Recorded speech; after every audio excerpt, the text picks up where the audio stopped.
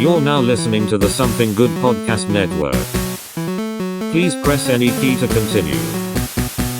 A kiss, as defined by Dan Webster, is something pleasing, a caress, a gentle touch.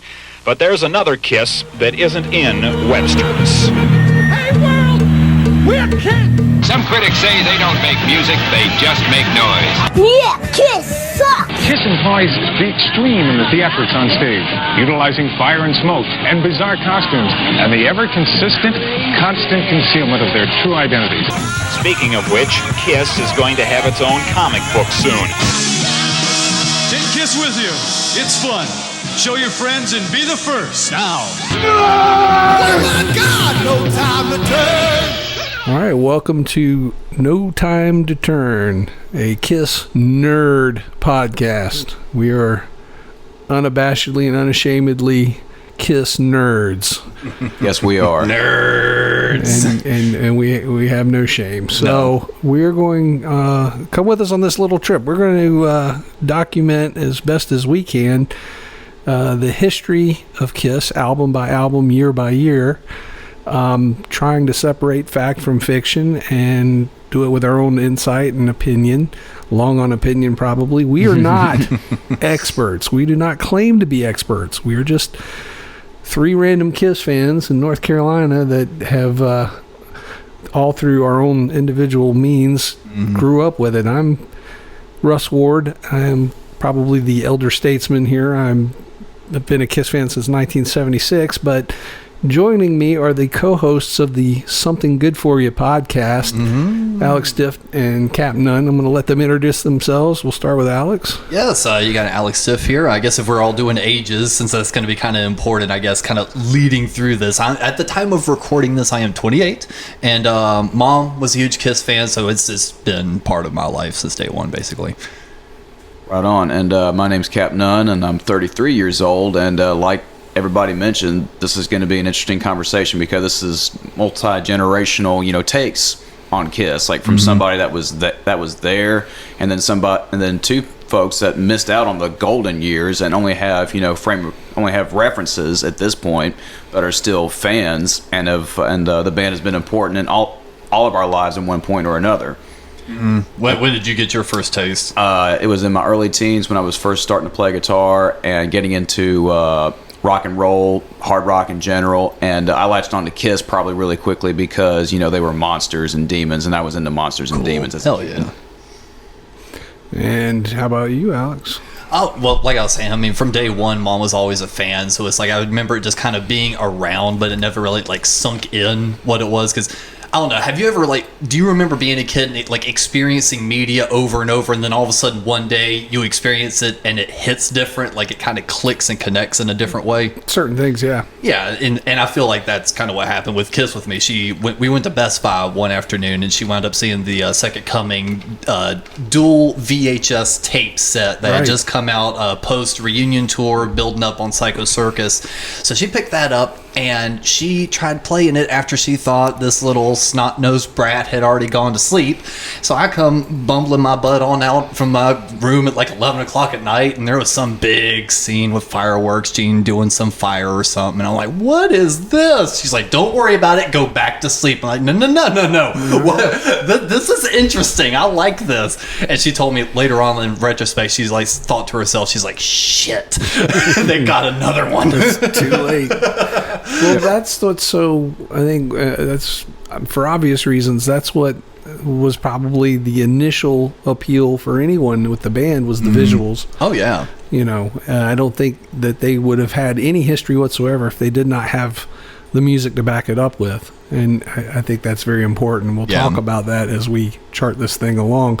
But my earliest memory of Kiss may not even be a legitimate memory. But I have a recollection in my head that I saw a television commercial advertising an upcoming concert. Where I'm originally from Roanoke, Virginia. So this would have been either the summer of 76 or possibly the summer of 75, which would have made me very, very, very young. But my memory was, it was like a stop motion kind of a thing. It was like, you could remember on the old VCR, you could do the advance frame deal. Yeah. So it was like that. So like an advanced frame, and it might have been in black and white, but my memory of it's real dim. But I seemed like that was my first memory of seeing what, and going, what is this? It would left, especially I think it's interesting to me, the contrast of being from quote unquote the 70s, and what media was like in that time versus how much more media you have as we go into the 90s and y'all have came of age. Yeah. And how impactful it still remained to be in spite of all the advances and distractions and other stuff that had came up in its wake. It seemed like it was more impactful in the 70s because there wasn't a lot of competing media. There wasn't there was a lot of flash stuff going on in culture at the time, but you didn't have as much of it just constantly bombarding you. And I think that speaks a lot to just not just their visual, but just the overall effect of the band as an entity as a whole or whatever. Easier for them to have that lane as a result. Certainly in the 70s, but I'm saying but it carried over so strongly into the 90s as well. So you had the overall impact sort of retained once they reunited and did the makeup stuff again, that it still worked. It wasn't a one time kind of blocked off into a certain time period. The magic was back. Yeah, well, I mean, you could call it that, but it was a combination of that and the magic always being there, and having kids like me and my friends in bumfuck West Tennessee figuring out that bands like this exist and are intrigued by it enough to where my mom bought a pay-per-view. It was the Kiss Symphony pay-per-view. I think you got a we've got the DVD over there. Yeah, I think that's my it was your old copy. Because you were about to donate the thing. You were about to turn into second. So that's like your first real Kiss. That was my first real Kiss experience, at least for that time period. Because this was 2003, 2004, something like that. And I'd already gotten into the band because my best friend, that was my music fan friend in high school, they had a ton of Kiss records, and I wasn't into it. And I kind of liked Rock and Roll All Night, and I kind of liked Strutter and Deuce off of his greatest hits collection. It was the one with Ace and the Blue Face, Peter and the Green Face. It came out in 2000. He had a copy of that. The very best of Kiss. The very that best was kind of tied in with that 70s show special. I was going to ask. It was definitely that one. And it wasn't until I got that pay-per-view that I was really, I loved the show and the songs were great, even though that's not fucking Ace Frehley playing guitar. It was Tommy Thayer. It was still, those solos, and I was still that's still pretty cool. That's very late. It's very late. I was still, but yeah, exactly. So you're a novice nerd. Yeah, I'm a very novice nerd. Well, there was a period in time where Kiss kind of fell off my radar for a little bit, and I was working at a college radio station, man. But we would still play Kiss songs, from Kiss Alive, because when I was in high school, I loved Kiss Alive. I loved Kiss Alive 2. I loved Rock and Roll Over. I just loved that 70s era. But then I got VH1 Classic, and then Kiss became the one we would go, ugh. It would be what...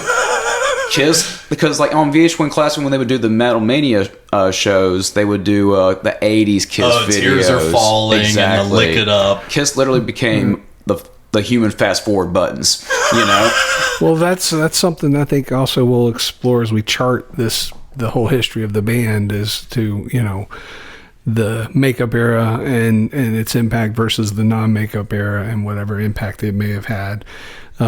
I feel like honestly, sorry, not to cut off. No, go ahead. I was gonna say, I feel like I actually kind of came in at an exciting time, because I remember when Mom got that tape set, around that same time as when they were on almost every magazine cover, because that was the height of Reunion and Psycho Circus, and it's and I remember actually catching the Millennium concert on Fox, because they did a special airing of that after Mad TV. No, that was Halloween. That wasn't Millennium. Was it not 99 though? It was probably in 99, but it was a Halloween special. Yeah, they did 3 songs. Yep. Yeah, and so it was like I remember catching that on like some scratchy black and white TV, and like watching the Mad TV special beforehand, and like seeing them on all over this pop culture stuff, and then like that 70s show hit, and Mom and I would watch that all the time, and then all of a sudden they had that 70s show Kiss special, and it was like it felt like everything was like drawing me in. It's like everywhere I turned,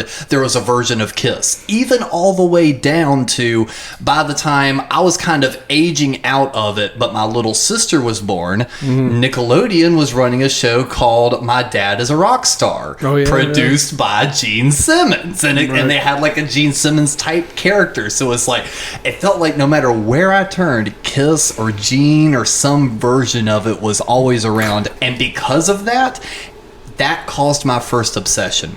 Because we had internet and I could look up anything. I've discovered YouTube and the Kiss forums, and it was like, oh, they actually did this one song different on this one tour, and all of a sudden I realized I was like, nerd. Yeah, and I'm like, if I applied myself even a quarter of this amount to my schoolwork, I would be dangerous. Yeah. Oh, dude. I was the worst concoction, dude. I was like the music nerd, and I sketched and drew in class. Oh, God. And you were the rocker kid. I was like, that was the band you could draw, man. Oh, I did that in elementary school. I think from the time I was, learned to write and had to turn in any kind of assignment, it was always adorned with like Gene Simmons drooling blood, or at least Ace Frehley shooting lasers out of his eyes, or your something. name with an S as the lightning bolt. Russ with double Kiss lightning bolt S's. I would have the most fucked up Ace Frehley eyes. Seriously, I used to have this. I don't have it anymore, but I had an assignment where it got returned, and the teacher drew a picture or circled the picture that I drew or whatever, and wrote, "I did not ask for this." Well, damn. I wish you still had that. I would actually make that the artwork for this cover for this podcast. I did not ask. Somewhere I've got one of my little renderings somewhere, but I'm not it wasn't on a school assignment. But yeah, that was a big thing. Kiss had a very visual appeal, certainly when I was 5, and that would be the first thing that grabbed you.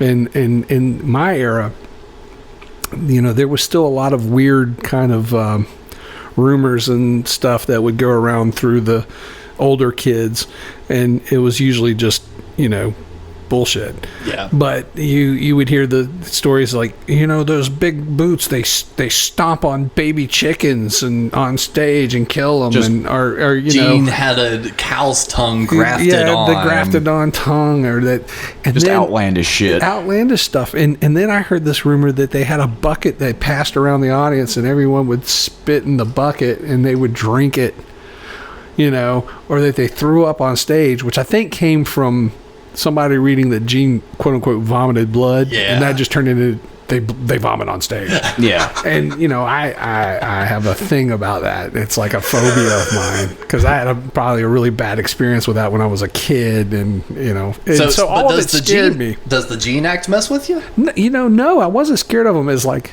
necessarily as like a scary person. I meant just from the throwing up part. Like, does that part I of the never act looked at it you? that way. Once I started thinking, I rationalized it in a different way once I saw it. But I'm talking when I was like about 5. Yeah. And so I went through a period where I was like, "What is that? Kiss? What is this? What is that?" And then I'd hear these older, like these girls that babysat would tell these crazy stories. They spit in buckets and you gotta drink it. Blah, blah, blah.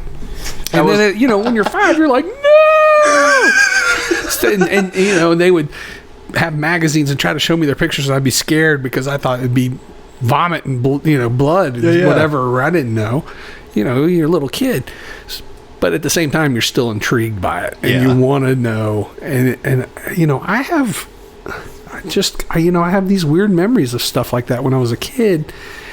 But I came from a very religious kind of background. My mom was very dogmatically religious and like Southern Baptist, not Catholic, which is like the Protestant version of Catholicism in a way, but with twice the guilt. Oh, wow. And she was vehemently against us, I had a brother, and we were just, she just was not hip to the Kiss thing at all. Mm-hmm. My dad was a little more cool about it. They had the good cop, bad cop thing going. So we had to we were going into it with a lot of brake checking. Does it make sense? Yeah, absolutely. And in a lot of it, we had to find out on our own because we didn't have the internet. We'd have to find out just through whatever means was available. And a lot of that came through, like, back in the 70s, these magazines that were very popular. And no, not Cream, not Rock Scene. Tiger Beat. It was Tiger Beat and Super Teen and most of all 16 magazine. And Kiss were almost always on the cover of 16 magazine. And it was a big deal to be able to get one of those magazines. And then you'd cut out the pictures and try to paste them to your wall or whatever. Yeah. Mm-hmm. And but that was our limited information. And if Kiss put out a new album, we wouldn't know until we went to the record store and saw it. Oh wow! That was so we were always, every time we go to the record store, we were thumbing through records and is there a new Kiss record? And it was a big deal. It was like or usually we found out through friends. Somebody would call and be like, "Guess what I got? Oh no, new Kiss record! No, we gotta hear it." But Make me a tape. This would have started around the time of Love Gun. I can remember Love Gun being a new album. Really? Yeah. See, that to me is my prime. Like, I can't wait for us to get to those episodes of like Love Gun, Alive 2, that like the Super Kiss before Dynasty. That was really the era where it really connected with me because I was right at the right age. I was about 6 or 7, and then the next few years it was like perfectly primed. If you were a kid that was into that kind of into music at all, Kiss was really right up your alley. They worked. By that point, I think they were working towards that age group. I don't think they were initially. And we'll discuss all that. Yeah. But so that was I was there just to kind of catch that, and and I wish I was a little bit older so I could remember it better. Yeah. Because my memory is somewhat spotty in some things. Mm-hmm. But I remember Love Gun being a new album, and I remember where I was the first time I heard it. I can remember where I was the first time I consciously knew I was listening to Kiss, which was in Salem, Virginia, I guess technically, and there's a street called Electric Avenue, and we were at an intersection, and somehow my brother had conned my dad into commandeering the radio, which was that was a big thing, and he had whatever the local AM station up there was, and WRV, I remember. But anyway, Rock and Roll All Night was on. Yeah. And I remember where we were, and I remember my brother going, "That's that band you think you like so much," blah, blah, blah. So whatever he said, that was where it connected in my head. Okay, there's the music to match, what it was. So, I have those memories of distinct places and times. I can remember watching Kiss Meets the Phantom. Mm-hmm. On when it was on TV. When it was on TV, and we had really bad reception where we lived, so I was watching a very snowy reception. I'm sure that just made it so much better. Yeah, well, probably did in a way. But so that was kind of my era, and I think it stamped that era and the importance of what that lineup and the whole Kiss phenomenon. Mm-hmm. Just it defined it to the point where it's very hard for me to accept outside of that realm, and not that I haven't tried. Yeah. But we'll get into all that as we progress. It's gonna be a different perspective because, like, with my age, like, my first exposure to them was them already being a legacy act and appearing in commercials. Even like there was a Holiday Inn commercial where it's 4 guys in Kiss makeup taking their gear off, taking off their wigs, and getting ready to do an interview. And then there's a reporter going, "You guys aren't Kiss." And then the guys that were in the costumes were like, "No, but we did stay at a Holiday Inn last night." It was that whole campaign. I remember that commercial. That was my first exposure to them. And my mom and dad are like, "Which one is Kiss?" "Oh, that's the one that screams and pukes blood." That was it. That's how dismissive they were. So when you think of Kiss, Cap, what's like the first image that really pops into your head when someone just goes Kiss? Basically just the costumes, the visuals. Well, but like what image? The makeup, like them, the individual members, essentially, the Destroyer era. Okay, there we go. Costumes, that kind of thing. Got it. Not even with their instruments, just. Because I was gonna say when someone just says Kiss, the first thing that pops in my mind is the clear plexiglass kind of squares they were all standing on the Love Gun photo shoot, and Ace had that alternate shiny costume. That's immediately what I think of when someone says Kiss. That to me is the pinnacle of the visual for me. Yeah, I can see that. They used that photo shoot in a lot of stuff back in the day. We had a notebook that had that picture or a picture from that on the thing, but that's something else we'll talk about, is how heavily merchandised they were. See, I always thought that was a great photo shoot, and during the Destroyer era, they did some against a red background, like just straight red. Okay. Like I've actually got a poster pull out of it upstairs. Those also looked really good. Yeah, there's they have such a long timeline that different people come in at different points. It's always interesting to see what their take is as they kind of get absorbed into it, and as to how nerdy they get.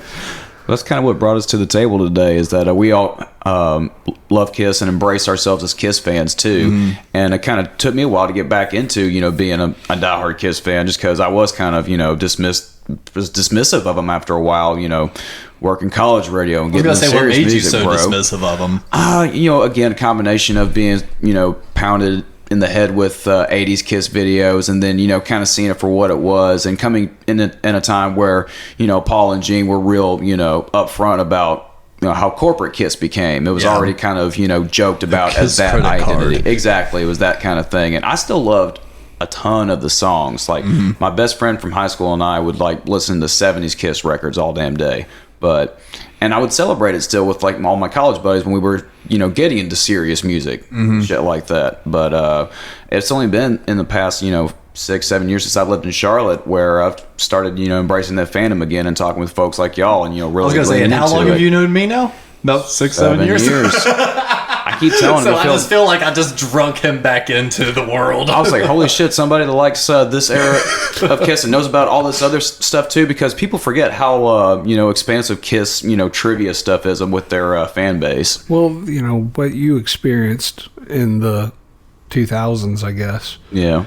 Is also what happened basically as a whole for their entire career post 1980.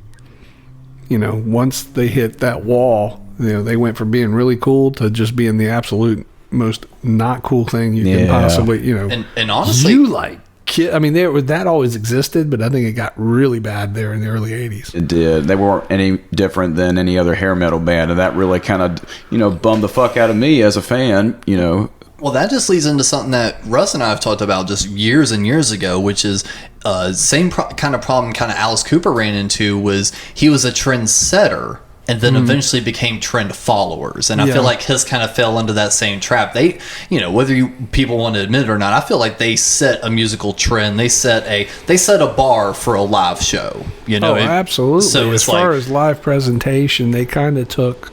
We'll discuss that. Yeah. Obviously, Alice Cooper had a pretty big show there, but when it came to fireworks and spectacle, they took it up to another level. And became the part standard. It did become an industry standard. They were looked upon. The critic assessment was, they're Vegas. It's showbiz. It's Vegas. It's it's not a rock and roll show. It's Vegas. Well, now you go see a rock and roll show, and everyone is doing that. Everyone. And it almost doesn't warrant comment, but it does to the degree that people forget that what really brought that up to the level that became the industry standard was the Kiss show. Yeah. Yep. More so than anything else that preceded it, which would only be Alice Cooper. And where do you think, since we may not really be able to, decipher this as we're going through the years, where do you think Kiss started falling off that train and becoming trend followers? Oh, definitely in the 80s. Yeah? Do you think that was the first signs? I think they always kind of followed in a weird way. I would say Dynasty. In more in a kind of a musical way. I think they were just better to I don't know how to say it. They sort of were able to synthesize everything that they were being influenced by and create their own thing. Yeah. I think they began to they started looking at what was going on and trying to like match it and keep up. Once they got into the 80s, I think that's when you start seeing them really second guess themselves, and start trying to calculate, okay, is this going to work? Is this going to work? Is this going to work? Whereas in the 70s, it was a gamble. I mean, was this going to work? I mean, as we'll discuss, everyone was against this idea, and they believed in it. And so that was the lead. They knew they had something that was unique, different, and special, and they had the faith in seeing it through, even to their own demise if it were to be that way. Yeah. It was a risky proposition when they were coming out of the chute, but once they got to the point where they were an established superstar act, and then it became, for lack, no pun intended, larger than life, and you got to the era of what is sometimes referred to as super Kiss, then it became overkill and it dropped, and that's as soon as that drop came, that's when they started second guessing everything. Yeah, that makes sense. And it is, you can see why, but I don't think that it was necessarily something they should have done. No, not necessarily. Probably cover it more when we get to it, but with the Elder, that was their last, attempt at just throwing everything against the wall and seeing what would stick before just going full hair metal. With the Elder, I think they were trying to do something really audacious and different, and I think that was the last, and it was a gamble that did not pay off. Well, I mean, Gina and Paul have said on a couple different ones, whether it be like the Extreme Close-Up, Confidential, whatever it was from the 90s, that they were trying to please the critics. They were trying to write a critics-approved record. I think that was partly true, but I also think I think they believed in what they were trying to do. I think it was a concept that they wanted to, they thought fit into the Kiss thing. And also, how much do you feel was a Bob Ezrin thing? I was going to ask. Yeah, I'm sure he had a huge influence on that. But Bob Ezrin wasn't at his peak either, though, was he? Well, probably not. No. He's admittedly been like, no, I was at some of my worst in the late 70s, early 80s. Right. I obviously I wasn't there. We can only judge by what the final product is. But, I mean, given his track record leading into that, it seems kind of like it's kind of just an excuse for having to delivered a shit album. But we'll give that's all the stuff that we're going to talk about on this show. This is going to go album by album. We'll explore each album, songs, the strong songs, or the songs we feel are the stronger songs versus the weaker ones. We'll talk about the ensuing tour that supported each one, and just kind of chart the history, and then try to figure out like these things where you read stuff or hear stuff that the band say that may not really jive with some other stuff, and try to figure out, okay, well, what's the truth here? Is this did Ace truly come in with a red and orange sneaker? Stuff like that, But also just we'll try to explore cue the Unsolved Mysteries music. Try to explore how, like we say, with the influence not only on just presentation, but maybe even musically as well. This is a band that has a very deep impact on popular music today that doesn't really get rightly recognized because, I think, of that imagery. The calling card that made them so successful has also hurt them in a large way. And I think that they still remain the ultimate cult band. I was going to ask, all of us as musicians here at the table all play guitar and bass for various reasons. Was Kiss a big part of y'all's decisions to pick up a guitar or try to excel at it by any means? Well, I don't excel at guitar. Well, you know what I mean. No. But did it And oddly enough, not really for me, because I always felt like Kiss was the unattainable music for me playing, because it's actually, to throw out a little bit of family names, the person that taught me guitar was Jeff Young, Joe Young from Annie Scene, his brother. So he taught me a bar chord. So it's that's all I knew for years. So it's I would listen to an Ace Frehley solo or Come On and Love Me, and it's it's got all these, broken chords, and all this really intricate stuff. And I always felt like that was so beyond my reach almost never tried for See, it. that's interesting to me because I always thought that was like kind of introductory for a lot of people to learn how to play. That was an accessible kind of music. That's one thing about Kiss that I think appeals to me now more. I would not have rationalized this obviously as a kid, but the music was accessible in a way that like music like Yes, let's say, right, wasn't. Yes didn't appeal to me, especially as a teenager. Any kind of prog, Emerson, Lake and Palmer, and this kind of stuff didn't have that appeal because it didn't have that immediacy and that what I like to call proletariat teenage American rock and roll. But I'm not as advanced as you guys as far as skill on playing, but it seems like most people that I knew, that was kind of their introductory means to learn how to play. Like that was the easier stuff to figure out how to play. And maybe it was because I just kind of wound up going about it the wrong way because since Cap kind of brought it up with my playing guitar, when Mom got it for me, we didn't do lessons for like almost a year, and then she was like, do you want lessons? I was like, yeah. And the guy she took me to, I know Cap knows, do you know a comedian named Mitch Hedberg? He very much a Mitch Hedberg kind of guy. He's like, hey, what's up, dude? It's like you could read between the lines now that I was older, kind of thing. And he was like, "What do you want?" So you're stereotypical guitar instructor. Oh, totally. Okay. And he was like, "What do you want to learn to play, man?" And I was like, "I really like Kiss." He's like, "You want to learn rock and roll all night?" I was like, "Yeah." He's like, "Cool." He's like, "We'll just practice, this, and this. And when you come back next week, I'll have the tabs and we'll learn how to play it." I was like, "Okay, cool."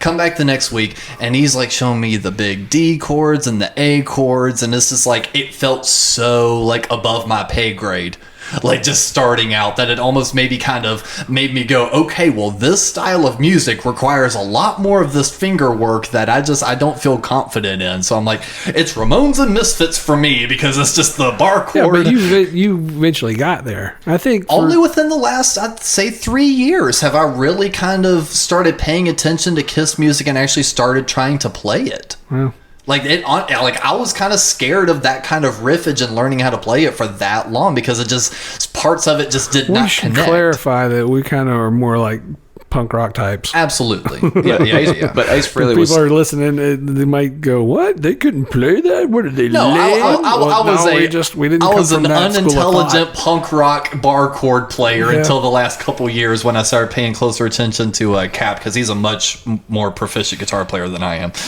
Well, the point I was trying to get at was that all of us here at the table agree that Ace Frehley was like the fucking man to us. Oh yeah, I still wanted to be Ace. I argue that Ace Frehley and I've got to qualify this by saying there's a difference, I think, between influence and inspiration.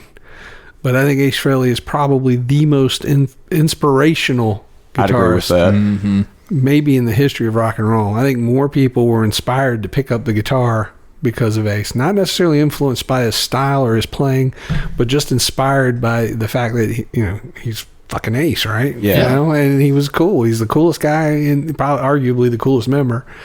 And, I think more people were inspired to pick up a guitar because of Ace Frehley. I definitely agree with that. Than most, I think once they advanced to a certain level, they probably found other influences. And that's fair to say too. But as far as the inspiration to pick it up, to make the effort, I think Ace was probably for a generation the guy. Oh, I mean, he was the reason I wanted to be a quote unquote rock star. Yeah. He wasn't necessarily the reason I wanted to pick up a guitar, but it's like I would look at Ace on stage and go like, well, that's what I want. I want to be him. Right. It's just, I guess I was already just too self-aware, even as a kid, just being like, I'm not this talented. Y'all want to hear something really, really funny from when we were young? No, of course we don't on this podcast, Russ. We had a suspicion for a long time that Ace was a girl. Really? Yeah. This is a legit thing, y'all. Okay. This might have just been in my circle of friends, but we were like, I think Ace is a girl because he didn't sing. Yep. Because you were saying Love Gun was a new record, this was so prior nothing before to Love Gun. We didn't, and we didn't have any video or film or anything to watch And honestly, he did kind of have the wiriest, and almost he never had an open chest costume. Yep. It was always covered, you know. And we were like, all good points. You know, when you're like 6 or whatever, you're like, I think Ace is a girl. Yeah. Well, the thing is, like, just you explaining it right now, I'm like kind of putting myself in that mind frame, just ignoring fact, going like, holy fuck, I could see myself totally believing that. You know, we were like convinced there for about, I don't know how long that lasted, but there for a minute we were like, Ace is a girl. He's a girl and no one knows it. But that was part of the appeal of Kiss that we had that y'all did not have, which was so much was not known. They protected their, to the point where you didn't know what they looked like. That was a big thing to try to figure out, I wonder what they look like. Well, to connect that, was there ever a Kiss mythology or lie or rumor, whatever, that you actually did believe for the longest time, only to find out through interviews or the internet being like, oh, wow, that was actually one of those urban legend things? I don't know. I think once I got to a certain point, I started kind of figuring it out. I'm not sure. So I don't recall anything after a point. Like, the idea that they were killing animals or any of that stuff, that fell to the wayside real quick. Yeah. I think we figured out, they can't be doing that. That's just absurd. The only one I actually believed for a minute was that Gene cut the string under his tongue. Yeah, I believed that one for a little bit. I did too. I don't think I ever believed any of that stuff. I can remember all those rumors and stuff, but I just thought that was, that he grafted a cow's tongue on. Yeah, for some reason that kind of stuff just seemed like we were just like, no. But I think part of it also was even if for some god awful reason that was actually had been proven true or something, we wanted to believe that all of it was legit. Yeah. Which of course the tongue was legit, but I'm just saying, I wanted to believe that, there was something magic, except when you're a kid, you wanted even if I knew better, I wanted it helped to heighten the experience. But going back to like not knowing all this stuff about them, I mean, we were just filling in the blanks with our own imaginations and trying to, it was just like you were trying to clue together because they were so bizarre and so different. And, you didn't know anything about them. And whatever was coming out was very controlled. Yeah. So. And what's interesting is I got a very opposite experience because my Kiss experience was seeing the glitz and the glamour. But again, with me kind of hopping on at that near the end of the reunion tour, farewell tour kind of era. That's when they were doing a lot more of like the classic album special where they were all of a sudden saying, hey, Alive wasn't quite as live as you always thought it was. Yeah. And then doing like the Kiss Rules the World thing where they were like kind of crapping on Kiss Meets the Phantom of the Park. Like they were all of a sudden not being so careful with their history. And that almost led me down the, well, what are some other hidden things about it? And that's when you would... I remember distinctly when Mom got the Bill of Coin Stories CD. Oh, yeah. Wait, what? Loved that. Have you not listened to that yet? No. Ooh, it's all on YouTube, sir. I will send you the link. It's great. I don't know in what context it was. Russ might know. But Bill was being interviewed for something, and he had like a really nice microphone, like I think he just sat in the studio and just told some stories, and and like almost every track starts with, oh, here's a good story for you, yada yada yada, and he was like he's telling all these funny stories about Paul pulling a prank on some kid at a pool, and like he shat at the bottom of the pool and like told the guy it was his watch. No, the candy bar was a separate one. That was a different story. I don't know. I can't remember. It's been a while since I listened to it. Oh my god. Yeah, but like he's telling all these like goofy stories about them like early days on the road, and it's actually really cool. But back then you wouldn't have known any of that stuff, and if you'd heard it, then it would almost been like that didn't happen. That's not true. Exactly, which is why I find it interesting that we both came in at almost like the height of their careers, because that was like their second height was their reunion. Well, by the time you came in, a lot of that stuff was known. You knew what they looked like. You knew the stories. We knew too much. Yeah, it comes to where it's like, you get to the Wizard of Oz. You get to the Wizard of Oz, and it's like, pay no attention to the man behind the curtain. Well, now that's Oz isn't the guy you've come to see. You've come to see the guy behind the curtain. But, and honestly, but I want to see, even though I know there's a guy behind the curtain, I want to see Oz. Yeah. Does that make sense? It does. And I think that's also maybe where we kind of differ, like in personality traits, because I almost feel like I remember myself trailing off as a Kiss fan until one day I went on Kiss Online and I saw this dude named Eric Singer in Peter Criss's makeup. Oh, yeah. I remember the day that was posted. Like, I was already a fan by that point, and I remember when it was posted. And I called Mom in. I was like, "Is this that same guy from like the '90s?" And like her mouth dropped. Like that was an upsetting moment in that house. That's something else that I can obviously I remember that wouldn't have flown in 1980 when Peter left the band. That was kind of I can remember when they brought in Eric Carr, right? Yeah. And I remember the first time, or at least I'm pretty sure the first time I can remember finally seeing, okay, here's the new guy. They were on the cover of People magazine. Oh, I think I actually know that photo you're talking about, yeah. And so that was the first time where we got to see what he looked like. Yeah. And that was a big deal. There was very much a kind of we're all in it together kind of feel. I think he was more readily accepted, as a new member than anyone else that has come up since. Certainly, more readily accepted than Eric Singer trying to wear Peter Criss's makeup. Well, I think it also just came from the fact that from all accounts, even people that like weren't even Kiss fans said that Eric Carr was one of the sweetest human beings they ever met. Well, yeah, but we wouldn't have known that. That's besides the point. It's I feel like that kind of thing does carry, though. Well, again, at the initial onset, you don't know anything about the guy. You know nothing. Okay, that's true. And I think I see what you mean. And that was almost like, and looking back, I look at that as like that was the last moment where they were still Kiss, like the Kiss with Kiss, capital with Kiss, and that was their last. That was it. After that, it was over. Once they were on the People magazine cover, I look at that as like that's the hard line where it was just like after that, it was over. So Eric Carr came in, everyone was like, "Oh, look, it's the new guy," and.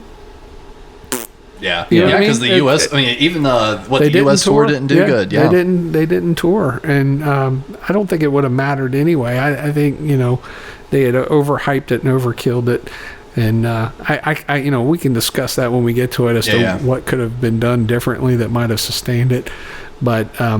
But it's like, since we won't really wind up getting to this, or if we do, it's going to be a long time, so retreading this water won't be too big a deal. But kind of what I was saying, like that moment when Eric Singer donned the Peter Criss makeup, I refuse to call it the Catman makeup. It's the Peter Criss makeup. That's my stance I'm taking on No Time to Turn.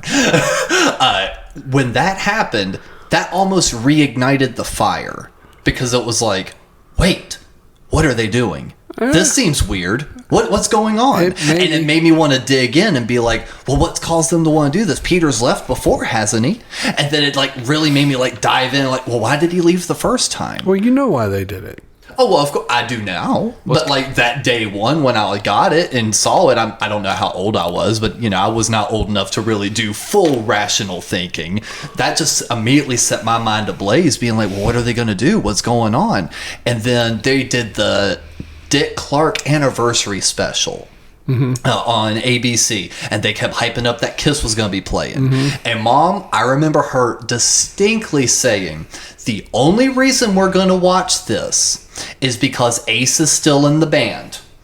Because even though Eric Singer is like surprise!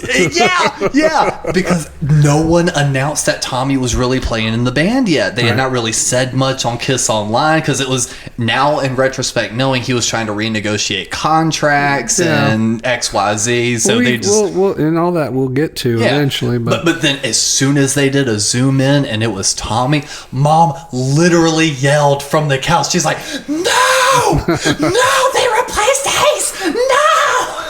See, now there's the big. But there's I was going to say, there's a big difference though between your experience again and mine. Is that your mom was a fan? Yeah. Oh yeah. And my parents, particularly my mom, was very vehemently against it. Mom did put the kibosh on it, though. Here's that word again. Well, yeah, but I don't think it was probably quite in the same manner because... No, it was in the manner of you're obsessed. You need to listen to something else. Yeah. Well, we didn't even have that because, we had to sneak so much of what we had. Right. And, our early Kiss albums, when I say ours, they weren't ours. They were my brother's. But he was able...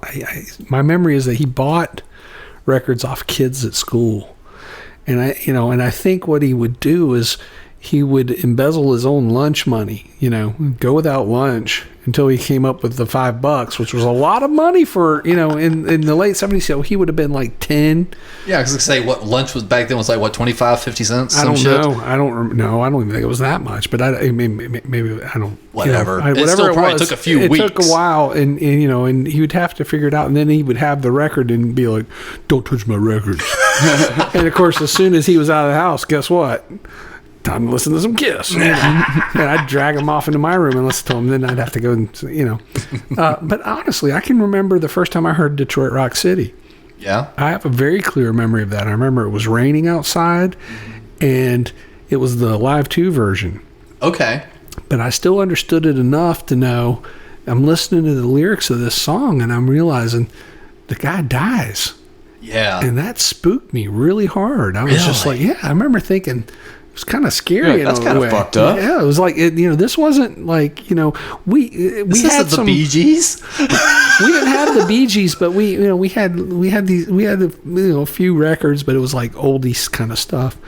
And and I like dark songs. I already had kind of looking back, I realized there was I like Dead Man's Curve was a favorite. Yeah. Oh wow, yeah. We just different stuff, but to have that song where the guy dies at the end was kind of like a big deal. I was like, man, that's a little different, because I would have again been 5, 6, 7, whatever I was. Yeah. I think that was the first Kiss song that I heard that I really, really liked, that made me go like, ooh, I want to play that again, because I really liked the drums in it. Well, we had that. I remember Hotter Than Hell, which was kind of a big deal because it had the word hell on it. That was a dirty word. Oh, yeah.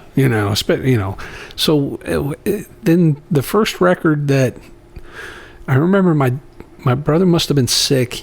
My dad took him to the doctor, and they'd gone to, I know where they got it. I wasn't with them. They went to Cundiff's Pharmacy in Vinton, Virginia, and Randy was able to get Rock and Roll Over. Rock and Roll at a pharmacy. That's what I like to hear. Oh, they had records at the pharmacy, man. And that's so cool. And he brought that home, and it was just like, that was it. I still have that record. I still have that physical copy still in my possession today.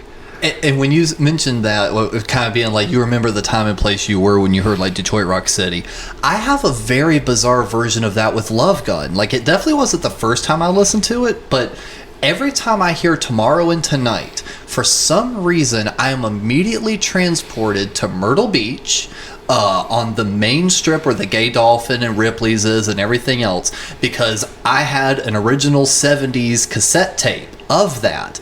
And for I think I had just woken up from being in the back seat from like falling asleep on the car trip, and I had just woken up, and like the chorus of Tomorrow and Tonight like was popping right as I was like looking around, and it was like, we were at the beach and everything. So like that song still sticks in my head. Cool. It's like Tomorrow and Tonight is the beach song. See, I can remember going back to Love Gun, the person that had the Love Gun album was a girl that lived across the street from some friends of ours, and she brought it over to their house. And so I don't remember, the first song I can remember jumping off, or at least the way I remember it, is Almost Human. Really? Yeah, I don't know why that one, but that's a deep cut to kind of stick out. It just, but I can remember staring at the cover and listening to it on their stereo at their house. Mm-hmm. And it wasn't even my friend's copy. It was the girl across the street. She had it. You guys just had a whole network of people, didn't you? There was all these kind of kids that kind of, in the neighborhood. Boy, gosh, that goes back, though, I just, the first album I really consciously remember coming out, I can remember in '79 when before the album came out, the single for "I Was Made for Loving You" came out. My brother got that straight away. Yeah. And and of course right away we liked the flip side better, which was Hard Times. Yeah. And then I remember seeing the album at the store, and I was with my grandparents and somehow talked them into buying it. Okay. And took it home, and there it was, the new Kiss album, and that was the summer they came to Roanoke, Virginia, on the Dynasty tour, which was by that point it was a big deal. They were coming to. It was the return of Kiss. Yeah, and it was them coming to little old Roanoke, where they were the biggest band in the world at this point. And I can remember my dad gathering me and my brother up. This would have been I'm almost positive this would have been Easter Sunday. We were at my grandparents' house and visiting, and he had the newspaper. He always got the Roanoke paper. Even my grandparents lived in the southwesternmost part of Virginia, right? But you could get the Roanoke paper there. And got it. He had the paper folded on his knee, and he gathers us up. He goes, "Boys," and I'll never forget this. He patted the paper. He goes, "Boys, the paper says Kiss is coming to Roanoke." And we're like, before he does, and then he does this. This is the coolest thing my dad ever did. He leans forward, he looks at us, he goes, "Would you like to go?" That's awesome. And our little heads exploded. I was 8 and my brother was 12. So I did not realize this until later. He had already conferred with Mom about this. Nice. And it was decided there was no way that their baby boy Russ was going to get to go to no rock concert. No 8-year-old belongs in that environment because there's drugs and there's... But there were, right? So he goes, "Well, Russ, I'm sorry, but it says you have to be 10 years old to go to the concert. You have to be at least 10. This is a lie, but I didn't know to fact check it. I wouldn't have known. And I'm going to fact check you, Dad. Yeah, I wouldn't have known. And so they lied to me, and I couldn't go. And my brother got to go and see Kiss on the Dynasty tour, their last run with all 4 original guys before the reunion. Wow. How old? You said you were 6? I was 8. 8. Summer of '79. Because I remember you said before what your first show was, Animalized tour? No, Asylum. Asylum tour. I remember it was one of those. I didn't get to see Kiss finally until the Asylum tour. Which, I mean... That's, all right, so did you get to see any of the reunion show I saw the reunion tour. I didn't see it twice. I saw the farewell tour twice. Yeah, I remember you telling me that. But, the reunion tour, that was another story that we'll tell another time. But, it kind of comes back to, what Alex brought up earlier about like getting into, what goes on behind the scenes a little bit. My my first book, that's the thing about Kiss too, is that it's there's tons of books about everybody's perspectives of what happens behind the scenes with that organization, and my first book was the Behind the Mask collection of interviews, which was like I guess came out right after the reunion tour, right, or the farewell tour. I remember Mom actually hounding our Gaffney, South Carolina library to please bring that book in so she could print it out of the and they did. They eventually brought it in for her. Wow. But yeah, it's like that she did not want to pay full price for it. She just hounded the local library and was like, "Please bring this book in so I can rent it." I've got most of those Kiss books. There's a bunch that I don't have. The Julian Gill books, I've got one. Hail Julian Gill, the penultimate Kiss nerd. Yeah, he's a really nerd cool. salute. Yeah, I was gonna say I do like Julian. Oh yeah, absolutely. But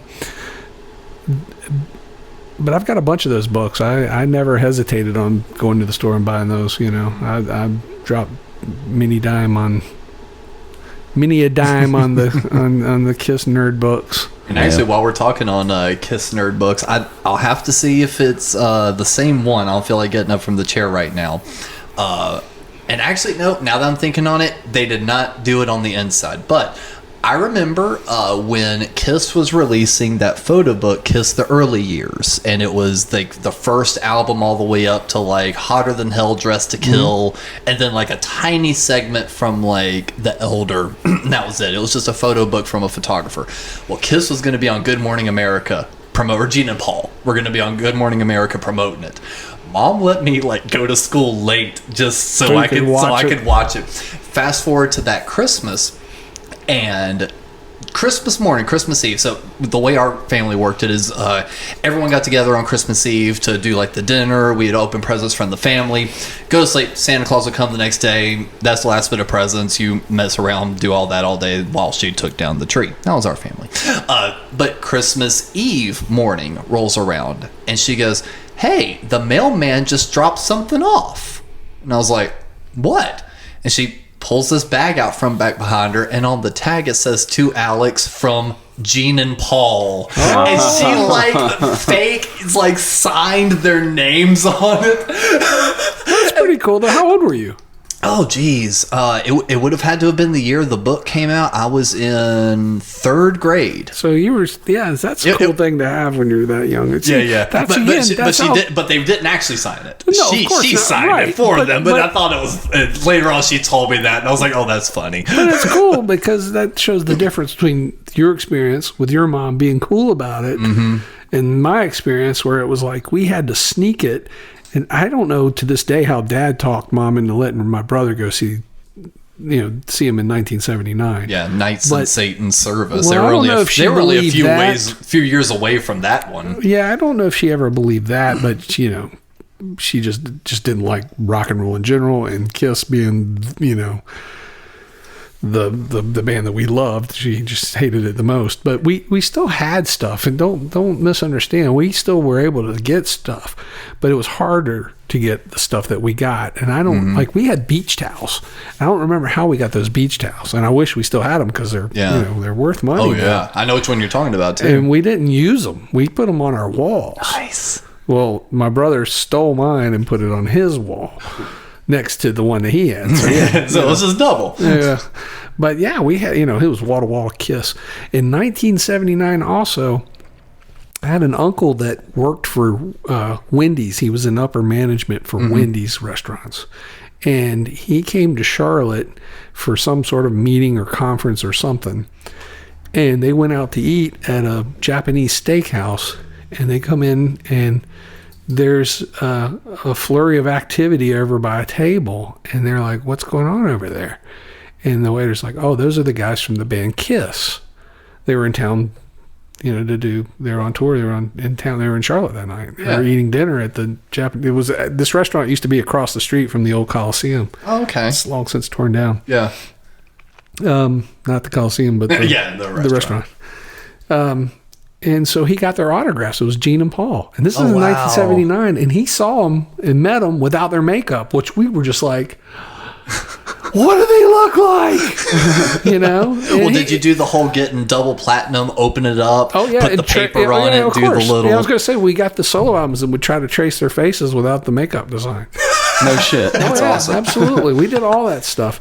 But to have, my brother got those autographs. I wish, I don't know what happened to them, but they were on a menu. Yeah. Wow. And that's so cool. You made me think of that when you talk about getting that, having it signed. But that's how we would get stuff. We'd have to get it somehow secondhand or somehow manipulate somebody into it. Like our grandparents really weren't hip to anything, and we would kind of, manipulate their ignorance on the subject. We want a Kiss album, and they sell like a bunch of clowns on the cover. They thought it was a kids record. They didn't know.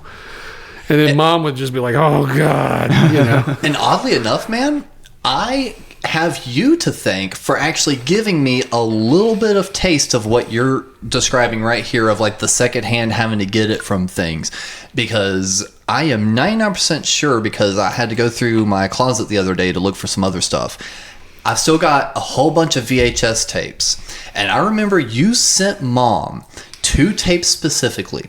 One had The Evolution of Kiss. Do you know what I'm talking about? That fan made it. Yep. One had that, and another one had Winterland, a show from, I think, either Destroyer or Rock and Roll Over, where the main POV was kind of from the bottom looking up. Okay. Does that make sense? Almost from like the bottom of a mic stand position camera. That show, and then there was the Tokyo, Japan show that was aired on HBO. Then that was on another tape. And actually, I think on the end of the evolution of Kiss tape was the uncut Tom Snyder interview. Right. That was a big thing in the 90s, was all the videotapes started to trade, and they were coming up with all the bootleg concert stuff. Now you get on YouTube, you don't even think about it. It's like, oh, what, let me look that up. Too close. But back then, anytime any of that stuff came up, it was a big deal to all of a sudden score it and find it and be like, oh, I found the, Madison Square Garden, February 77. Oh, dude, but what made me like, it's like I'm almost kind of got goosebumps again, like thinking about it. That was like my main mode of watching Kiss for the longest time, because Mom didn't want me messing with Second Coming. That was a brand new tape set. That was hers. Right. Don't touch it. Don't touch it. Yeah, you can have these second generation things that Russ sent. You can watch these over and over. That was the better stuff to have. Oh, it was the best. That's why I love it. It was way better. So it's like, she's like, you can just watch this. I'm like, okay. And so the cutaways and the segments of songs they would use during like the evolution of Kiss became ingrained in me so like much that I didn't realize I almost had nostalgia for that tape until about 2 weeks ago. I was just scrolling YouTube and someone uploaded that exact one, and I watched it, and all of a sudden I'm like narrating it, like saying like, you remember it. Yeah, and it's like I had not thought about it in forever, and all of a sudden I'm like narrating what Gene and Paul say. I'm like, oh, they're about to do a Firehouse clip right after the diddly diddly diddly bum bum bum bum. I was like, oh, there it is. Well, you know what I had that I have still not seen anywhere? I had a tape that had, it was called The Inner Sanctum, and it was an Australian television special, and it's about 45 minutes, maybe an hour long. And I've seen little clips of it and stuff on YouTube, but I've never seen the full one, and I've got it somewhere. I don't know where it's at. I know I still have it somewhere. I hope I do. Man, I may be misthinking, but that name sounds so familiar. Well, I want to say that was on one of the tapes you sent us. Probably was, and it's a documentary of the Australian tour. Yeah, and some of that, like I said, it's got the Detroit Rock City that was on Kiss Exposed, and it's also got them doing other songs. And some of these songs, like I said, they're on YouTube, but there's also interview segments and stuff from the promoters. And the interview segments is like what really makes it, because I think that show in partial is on one of the Kissology sets, because it was with Eric Carr. Yeah, the show is. Yeah. So I think one of the I think not it's the whole most of the thing. show, but it's not the whole show. Yeah, I think they cut out like God of Thunder isn't on there. That and the first track or two is it, because it kicks off with Radioactive. No, that's Largo 79. Okay, that I'm was thinking the of a first different Kiss one then. bootleg video that I got was the Largo 79. I bought that in the 80s. Yeah, that was a big deal to have that. I just now conflated those two. You're right. Yeah, it did still start with Detroit Rock City. You're right. The Largo 79 was probably the most widely circulated at first, at least in our area that I can remember. Yeah.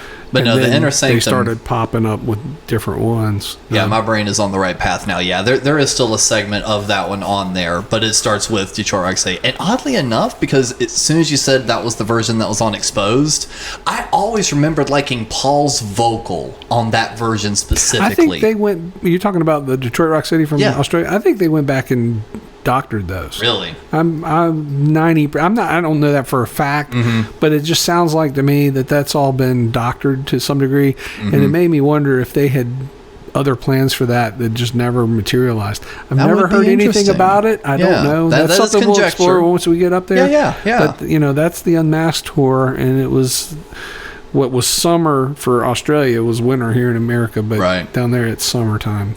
What year would this have been? 1980, November of 1980. And that's that was kind of their last big, where they had the Kiss Mania thing still happening. Yeah, it was in Australia. But we'll discuss that in length when we get to the Unmasked era, because we're going to do this year by year, album by album. This is just a means of introduction for those listening of who we are and how we fell into this whole mess. And honestly, I think a really good wrap up, because we've done perfect on time. This was we kind of drifted off right at the good segment, but I think a good way to kind of wrap this up would be A, who is your favorite member, and B, has it ever changed? And let's start with you, Cap. I think my favorite member is still Ace, and it's kind of went back and forth between Ace and Gene, only because, and both for, you know, musician type things. You know, Ace Frehley was a big part of my developing guitar style when I was a kid, and Gene was very much the same way with my bass playing style. So it kind of like it goes back and forth like that. However, as far as like my favorite member just overall consistently, it might be Gene. I don't know, maybe it's the fact that he sang and played, and I kind of gravitated towards that as a kid, and you know, his whole aesthetic, like the face on Kiss Alive 2, where you know, he's just bleeding from the lip and it's just all over the place. That is still a cool picture. I don't know what the story is behind that. Because his hair is all wet and everything. I think he must have caught his hair on fire that night and they doused him. Yeah, just for little things like that, I'll go with Gene. I totally get that. What about you, Russ? I don't know that I've ever had a favorite. I'm sure it's swayed from one to the other at any given time. I suppose if I were going to be like someone held a gun and goes, "Who's your favorite?" I'd probably say Ace. Yeah. You know, the problem again that the difference is coming from an era when you knew nothing about them as individuals other than what was, you know, sold to you via 16 magazine or whatever. Yeah. And now you know too much about them, and it's like, I don't think I like these people very much. Yeah. You know? These are very good people. Regardless, it just seemed, you know, like Paul is so smug and condescending, and Gene is so arrogant, and Ace is just so dopey. You know, and Peter's just so whiny. Yeah, you know, it's like, well, you know, I mean, but, you know, we all have our character flaws, but I'm just, you know, but you get them at such a heightened level when you had such a high expectation of what you imagined they were versus who they actually are. And so I only judge them as the characters that I grew up with, you know, and, you know, to me, Ace was sort of the coolest. I mean, Gene was pretty cool. They were all cool. It was all exciting, you know, I mean, you know, it would have been cool to have been able to meet or seen any of them back in the day. Yeah. So I don't know that I ever had a particular favorite. Right. And I'd say with me, Ace immediately drew me in. But honestly, within the last, I'd say 5 or 6 years or so, Paul's kind of become my favorite. And I think the reason for that is I was listening to the Ace solo record, love it to death. Then I put on Paul's, and it hit me in a different way. His songwriting, the guitar tone, his vocal delivery, everything. It just hit me in a completely different way than it had before. Oh, his record's strong. Oh, it's amazing. And it kind of made me listen to that era of Paul in a little bit of a different light.